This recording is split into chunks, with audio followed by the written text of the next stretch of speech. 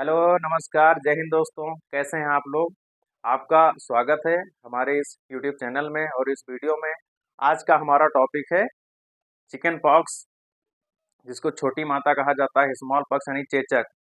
तो इस विषय में मुझे लगा कि आपके साथ में कुछ जानकारियां साझा करनी चाहिए, क्योंकि ये जो है एक संक्रामक बीमारी है और अक्सर हमारे गांव देहात में जब भी किसी को ये समस्या होती है तो लोग कहते हैं माता जी हैं। तो आज इसको समझते हैं कि माता जी हैं या बीमारी है। आइए इसको डिटेल में समझने की कोशिश करते हैं।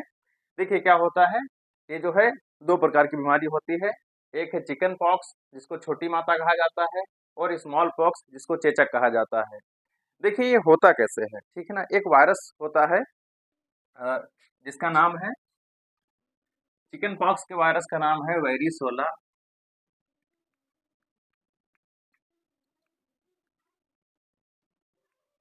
वेरिसेला जोस्टर वायरस,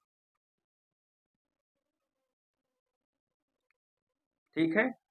ये चिकन पॉक्स होता है वेरिसेला जोस्टर वायरस से, और ये चेचक होता है, थोड़ा सा डिफरेंस है,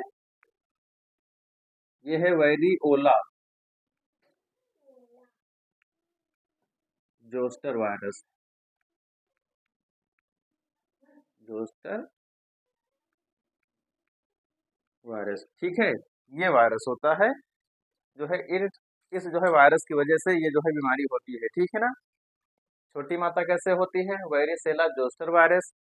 और ये चेचक कैसे होता है, वेरिओला जोस्टर वायरस, ठीक है ना। ये चीज आपको समझ में आ गई। ये एक वायरस है। वायरस क्या होते हैं, ये अति सूक्ष्म जीव होते हैं जो पर्यावरण में, वातावरण में और गंदे स्थानों पर पाए जाते हैं। जब भी हम इनके संपर्क में आ जाते हैं, और देखिए क्या होता है, ये फैलते कैसे हैं। अच्छा देखिए, ये जो है वायरस हैं, ये डीएनए वायरस है, इनमें डीएनए पाया जाता है। और ये बीमारी होती कैसे है, इसके कारण क्या है। देखिए अगर किसी व्यक्ति को ये समस्या है और उसके संपर्क में अगर आप चले गए, ठीक है ना, तो उसके खांसने और छींकने से उसके जो है पानी की बूंदें जो निकलती हैं खांसने और छींकने के दौरान, उसमें ये वायरस पाया जाता है। और उसके संपर्क में अगर आप ज़्यादा देर तक रहते हैं तो वही वायरस आपके अंदर प्रवेश कर जाएगा और वहां पर जाकर के इन्फेक्शन कर देगा, ठीक है ना। और यह जो है वायरस निर्जीव वस्तुओं में एक्टिव नहीं होता है। जब यह सजीव बॉडी में जाता है, किसी जीव के बॉडी में जब तक नहीं जाएगा तब तक ये एक्टिवेट नहीं होगा, ठीक है ना। तो ये चीज हो गई। ये जो है इसका वायरस है, फैलता कैसे है, संक्रमित व्यक्ति के खांसने और छींकने से, ठीक है ना। ये चीजें हो गई, ये इसके होने का कारण है, ठीक है ना। और आगे देखिए, जब भी ये समस्या होगी तो कौन कौन से लक्षण नजर आएंगे। देखिए होगा क्या, छोटी मात्रा में क्या होगा, बुखार आएगा, ठीक है ना। तेज बुखार आएगा, गले में खराश हो जाएगी, थकान महसूस होगी और पूरे शरीर में फुंसियां निकल आएंगी। और क्या होगा, खुजली होगी, ठीक है ना, जी मतली होगी, उल्टी होगी। ये हो गई छोटी माता के लक्षण। लक्षण दोनों के लगभग लगभग सेम है, कुछ डिफरेंस है। जैसे इसमें क्या होगा, चेचक में क्या होगा, इसमें भी बुखार रहेगा, सेम चीज है, वही चीज है। और क्या होगा, सिर दर्द होगा, गंभीर सिर दर्द होगा, ठीक है ना। आगे क्या होगा, पेट दर्द होगा, ठीक है ना, लोअर एब्डोमिनल में, यानी पेट के निचले हिस्से में काफी दर्द होगा। और क्या होगा, शरीर और चेहरे पर छाले निकल, यानी चेहरे पर और पूरे शरीर में छाले निकल आएंगे, जिसमें बहुत ज्यादा जलन होगी, खुजली होगी, पूरी बॉडी में लालिमा हो जाएगी। और क्या होगा, पीठ में दर्द होगा, ठीक है ना, पूरे शरीर में दर्द होगा, जो है ऐंठन होगी पूरे शरीर में।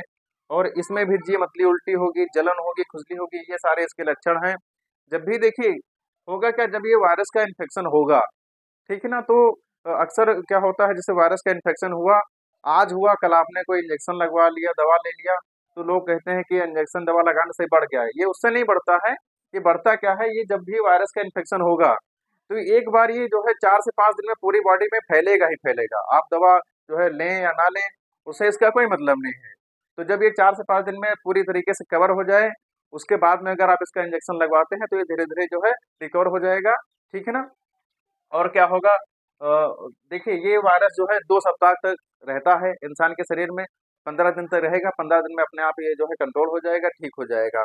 अच्छा, इससे हम बच कैसे सकते हैं, बचाव के तरीके क्या हो सकते हैं। देखिए गवर्नमेंट हॉस्पिटल में इसका जो है टीका लगता है, आप टीका लगवा लीजिए, ठीक है ना। अगर नहीं लगवाएं तो टीका लगवा लीजिए। और संक्रमित व्यक्ति के संपर्क में मत जाइए। अगर अगर आप उसके संपर्क में जाते हैं तो ये समस्या आपको भी हो जाएगी, ठीक है ना। तो ये सारी चीजें हो गई, ये इसके लक्षण हो गए, ये इसके वायरस का नाम हो गया, यह एक डीएनए वायरस है। तो आज ये हमने जाना कि ये एक जो है संक्रामक बीमारी। अच्छा, संक्रामक का मतलब क्या होता है आप ये समझ लीजिए। संक्रामक बीमारी उसे कहा जाता है जैसे किसी व्यक्ति को कोई बीमारी है, उसके संपर्क में आप गए, वही बीमारी आपको भी हो गई, ठीक है ना। तो इस प्रकार की बीमारी को संक्रामक बीमारी कहा जाता है। जो एक इंसान से दूसरे इंसान में फैल जाए उसको जो है संक्रामक बीमारी कहा जाता है, ठीक है ना। तो एक संक्रामक रोग है, इस वायरस से होता है। इसका देवी देवताओं से, माता से कोई लेना देना नहीं है, ये आप जान लीजिए, ठीक है ना।